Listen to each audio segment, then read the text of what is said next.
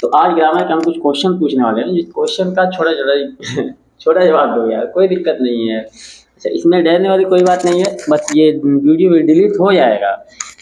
बस नॉर्मल जो चीज़ रियल में पढ़े हैं उसी चीज़ का क्वेश्चन करेंगे और उसी चीज़ को रिप्लाई देना है। तो first question, what is English? English क्या होता है? English is a language of England. Clear एक बात, थोड़ा आराम आराम से। English is a language of England. हाँ, English is language of England. English England की भाषा है जिसको हमको पढ़ने के लिए जरूरी लैंग्वेज को समझ सकें, और जो पुरानी अपने कागजात थे उन सभी को पढ़ना जरूरी पड़ता है। अच्छा, इंग्लिश को हमको पढ़ना पड़ेगा तो ग्रामर से स्टार्ट करना होता है। ग्रामर को पढ़ने के लिए सबसे पहले किस चीज़ से स्टार्टिंग करना होता है? Letter. लेटर से। What is letter? Letter is a small unit of grammar. हाँ, letter is a small unit of grammar. अच्छा, लेटर से क्या हमारे इंग्लिश लैंग्वेज में कितने लेटर पाए जाते हैं? 26. 26 लेटर। अच्छा, क्या 26 लेटर को कोई अलग से नाम बताया गया है? Alphabet. हाँ, 26 लेटर के ग्रुप को क्या बोलते हैं? Alphabet. अल्फ़ाबेट। तो अल्फ़ाबेट का स्पेलिंग क्या हो जाएगा? ALPHAVET. ALPHAVET। हाँ, तो अल्फ़ाबेट को क्या हम आगे उसको किसी भी तरीके से कैटेगरी में डिवाइड किए हैं? अल्फ़ाबेट को कितने प्रकार से डिवाइड किए हैं? 26. 26 प्रकार से। अल्फ़ाबेट में लेटर 26 आते हैं। इसको डिवीजन यानी कितने भाग में हम बांटे हैं अल्फ़ाबेट को? 3। कौन कौन? Vowel, semi-vowel और consonant. हाँ, वावेल, सेमी वावेल और कॉन्सोनेंट। अच्छा, क्या बता सकते हैं कि वावेल क्या होता है? कौन कौन लेटर्स आते हैं वावेल में? A E I O U. A E I you. Consonant में कौन कौन से लेटर आते हैं? B C D E F G H J K L M N P Q R S T V W X Y Z. हाँ, तो clear एक बार फिर से केवल कॉन्सोनेंट आना चाहिए, डरना कोई दिक्कत नहीं, कोई बात नहीं। या फिर केवल consonant. B C D F G H J K L M N P Q R S T V W X Z. Y Z. मतलब जब भी लोगों को याद करवाया जाता है वावेल तो हम लोग याद करते हैं कॉन्सोनेंट। तो कुल टोटल कॉन्सोनेंट मिलते हैं 19, जिन कॉन्सोनेंट में से कुछ लेटर आते हैं सेमी वावेल में। कौन कौन सेमी वावेल में आते हैं? W X Z. डब्लू और वाई। तो डब्लू और वाई आ जाएंगे सेमी वावेल में। क्या? अच्छा, इन लेटर को मिला करके आगे हम किस चीज़ का निर्माण करते हैं और क्या पढ़ते हैं? तो लेटर के कॉम्बिनेशन से क्या बनते हैं? Word. वर्ड। हाँ, तो लेटर के कॉम्बिनेशन से वर्ड बनते हैं। क्या हर एक लेटर को मिलाने से वर्ड बन जाता है कि वर्ड का कोई डेफिनेशन है? तो वर्ड की डेफिनेशन क्या है? The meaningful combination of letter is called word. हाँ, मतलब लेटर के जो मीनिंगफुल कॉम्बिनेशन होंगे उन्हीं को वर्ड बनाएंगे। मतलब जैसे APPLE, इसी को बोल सकते हैं एप्पल। एप्पल मतलब होता है सेब। यदि हमको ALL मतलब ALPPE करके बोलेंगे तो उसका कोई मीनिंग नहीं निकलने वाला है, अतः हम उसको वर्ड नहीं बोल सकते हैं। तो वर्ड को हम किस नाम से ज़्यादा चर्चा में जानते हैं? वर्ड के टाइप को किस नाम से जानते हैं? Parts of speech. हाँ, मतलब वर्ड के टाइप को हम अधिकतर ज़्यादा चर्चा में इसलिए जानते हैं पार्ट्स ऑफ स्पीच के नाम से। तो क्या पता है कितने पार्ट्स ऑफ स्पीच होते हैं? कितने पार्ट्स ऑफ स्पीच? 8। हाँ, कौन कौन? Noun, pronoun, adjective, verb, adverb, preposition, conjunction, interjection. हाँ, noun, pronoun, adjective, verb, adverb, preposition, conjunction और इंटरजेक्शन। हाँ, ठीक। क्या नाउन के बारे में हम कुछ बता सकते हैं? नाउन क्या होता है? Noun. नाम मतलब उसको डेफिनेशन के तौर पे बताएं तो? All living word are called noun. All name word are called noun. मतलब हर किसी के नाम के वाले शब्द को ही बोलते हैं नाउन। चलिए ठीक है, आगे नाउन के कितने टाइप्स में बांटा गया है? 5. 5। कौन कौन? Proper, common, collective, abstract, material. Proper, common, collective, material और एब्स्ट्रैक्ट। क्या प्रॉपर नाउन के कुछ एग्जांपल में बोल सकते हैं? ताजमहल. हाँ, ताजमहल। SRM academy. हाँ, ठीक है, कोई भी नाम हो जाएगा। राम, श्याम, मोहन, सोहन, ताजमहल, जितना भी नाम आ जाता है वो सब आ जाएंगे प्रॉपर नाउन में। अच्छा, एब्स्ट्रैक्ट नाउन में कौन कौन से आ जाएंगे? 2-3 वर्ड। फीलिंग, लव, हाँ, इमोशन। फीलिंग हो गए, लव्स हो गए, इमोशंस हो गए। जैसे मान लीजिए किसी भी चीज़ को फील कर सकते हैं। अच्छा, आगे चलेंगे तो मिलते हैं नाउन के बाद प्रोनाउन। प्रोनाउन क्या होता है? The word which replace of noun. The word which replace of noun, मतलब वे सभी शब्द प्रोनाउन कहलाते हैं जिनको हम रिप्लेस कर देते हैं नाउन के स्थान पर। जैसे टाइप कितने होते हैं प्रोनाउन के? 10। 10। कौन कौन? पर्सनल प्रोनाउन, हाँ, पर्सनल प्रोनाउन। इसके बाद personal pronoun, reflexive pronoun. एम्फैटिक pronoun, हाँ, पोसेसिव प्रोनाउन, हाँ। Distributive pronoun. अच्छा, ठीक है। क्या डिस्ट्रीब्यूटिव प्रोनाउन के बारे में, डिस्ट्रीब्यूटिव प्रोनाउन में कौन कौन से वर्ड आते हैं?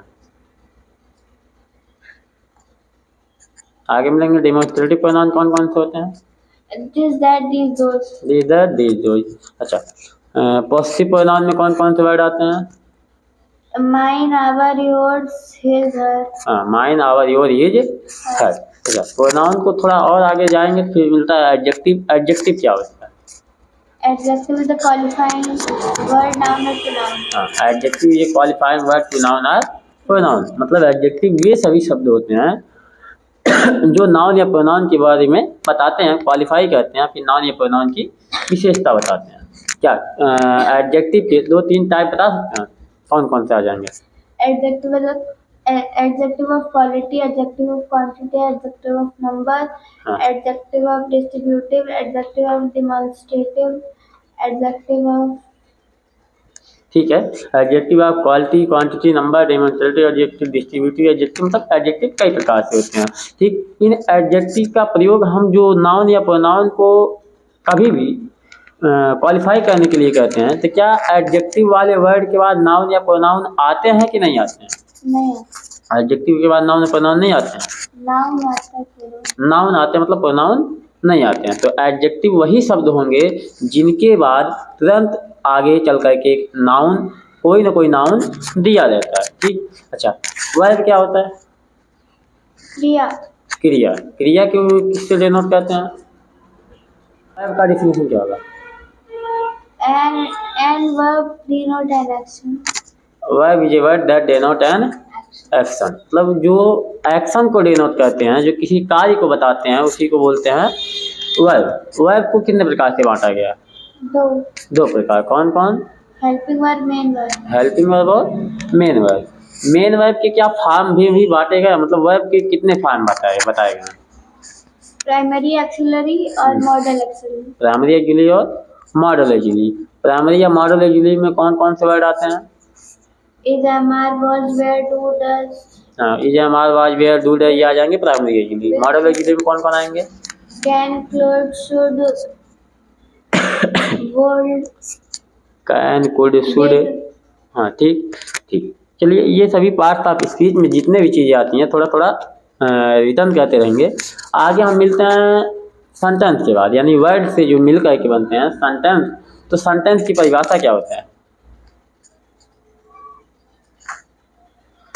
The meaningful combination of words are called sentence. Meaningful combination of word called sentence, मतलब कोई भी कॉम्बिनेशन, कोई भी ग्रुप बनेगा तो अक्षरों का एक मीनिंगफुल बनेगा, मतलब कुछ अर्थ निकलेगा तभी जाके वर्ड बनेगा। और वर्ड का भी कॉम्बिनेशन जब मिलेगा मीनिंगफुल तब जाके बनते हैं सेंटेंस। अच्छा, सेंटेंस की स्पेलिंग क्या क्या हो जाएगा? SENTENC. सेंटेंस मतलब हिंदी क्या होता है? वाक्य। वाक्य। अच्छा, क्या कोई सेंटेंस बोल सकती हैं? कोई सेंटेंस बोलिए। This is a board. This is a board, मतलब दिस इज ए बोर्ड।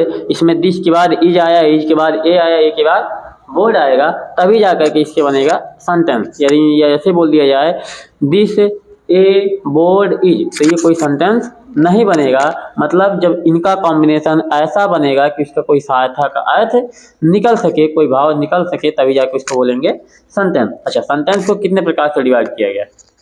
5। कौन कौन से? 2-3 नाम।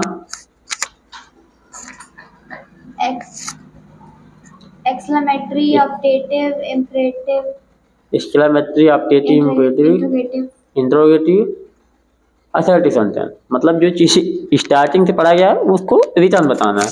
अच्छा, ये एक्सक्लेमेटरी, ऑप्टेटिव, इम्पेरेटिव, इंट्रोगेटिव और असर्टिव, इसी चीज़ को शुरू से बोलिएगा तो असर्टिव, इंट्रोगेटिव, इम्पेरेटिव, ऑप्टेटिव और एक्सक्लेमेटरी। हाँ, कौन कौन से सेंटेंस के टाइप हैं?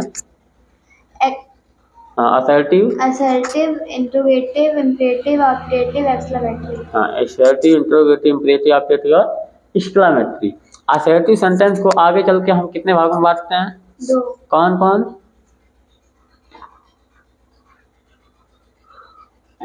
Negative, affirmative, negative. अफर्मेटिव और नेगेटिव। अफर्मेटिव में कोई एक सेंटेंस बोलिए। ही गोज, ही गोज मतलब वह जाता है। अच्छा, ही गोज जो सेंटेंस बोला गया है ये टेंस में आता है क्या? किस टेंस में आता है? Present indefinite. Present indefinite. मतलब हम आगे चल करके टेंस के बारे में भी बात कर सकते हैं। अच्छा, इंट्रोगेटिव सेंटेंस कितने प्रकार से होते हैं? 2 प्रकार से। कौन कौन? यस या no type, WH word type. Yes या no type, WH word type. Yes या नो टाइप के जो सेंटेंस होते हैं उसका कोई एक एग्जांपल बोलिए। यस या नो टाइप में जैसे आता कौन सा सेंटेंस है? हिंदी में भी कोई दिक्कत नहीं है। क्या तुम खाना खा रहे हो? क्या तुम खाना खा रहे हो?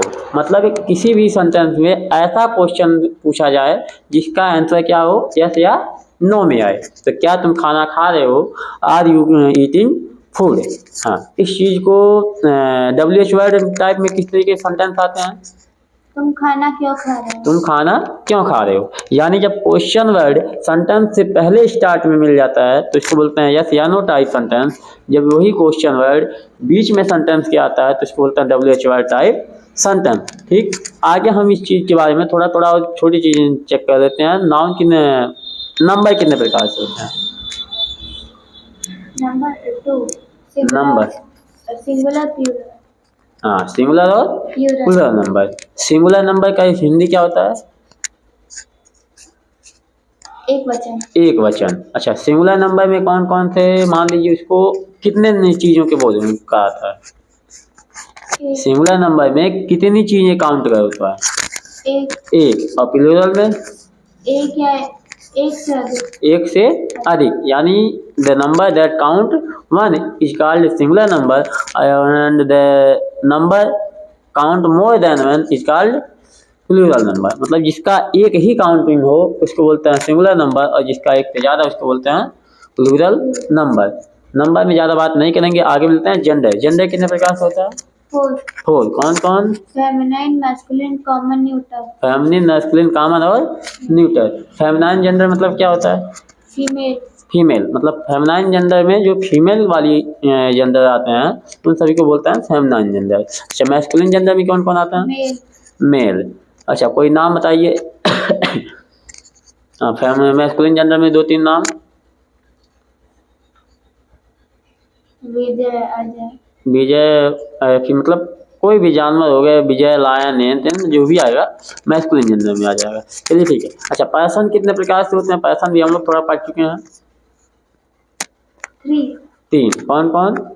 First person, second person. First person, second person और थर्ड पर्सन। फर्स्ट पर्सन में कौन कौन से प्रोनाउन आते हैं? आई, वी। आई और वी। सेकंड पर्सन में कौन कौन प्रोनाउन आता है? यू। थर्ड पर्सन में कौन कौन आ जाएंगे? ही, शी, इट, वी। हाँ, ही, सी, इट। इसके बाद जो भी नाम हम आएगा वो सब कहाँ जाएंगे? थर्ड पर्सन प्रोनाउन में। ठीक, वेरी गुड, कोई दिक्कत नहीं है। आगे हम मिलते हैं, थोड़े बड़े लेवल पे जाते हैं तो मिलता है हमारे पास टेंस। टेंस कितने प्रकार? टेंस होता क्या चीज़ है? काल, जो किसी टाइम को डिनोट करता है कि कोई कार्य किस टाइम पे हो रहा था या फिर हुआ या फिर नहीं हुआ। तो टेंस को कितने प्रकार में बांटा गया है? 3। कौन कौन? Present, past, future. Present, past और फ्यूचर। क्या प्रेजेंट टेंस का स्पेलिंग हो सकता है? PRESENT। PRESENT। अच्छा, पहचान होगा क्या इसका? रिकॉग्निशन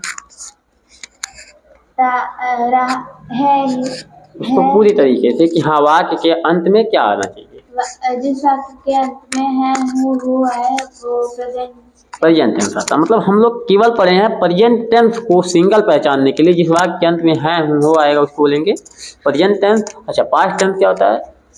जिस वाक्य के अंत में था, थी, थे आए। था, थी, थे आएगा उसको बोलेंगे पास्ट टेंस।